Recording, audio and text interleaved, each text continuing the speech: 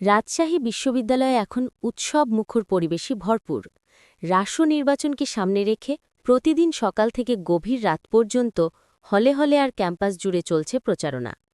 VP GS সহ বিভিন্ন পদের প্রার্থীরা ছুটছেন ভোটারদের কাছে, দিচ্ছেন নানা প্রতিশ্রুতি।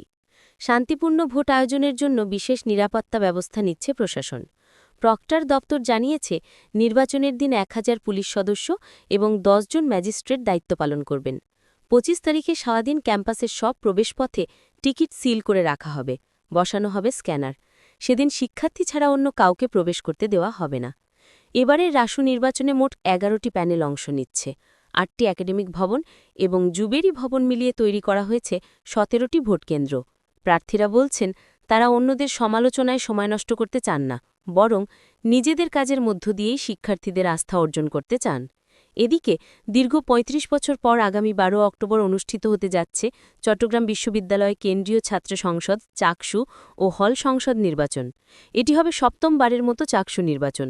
নির্বাচন কমিশন মনোনয়নপত্র সংগ্রহ ও জমা দেওয়ার সময় একদিন বাড়িয়েছে। এছাড়া চাকসু নির্বাচনে প্রত্যেক প্রার্থীর জন্য ডোপ টেস্ট বাধ্যতামূলক করা হয়েছে।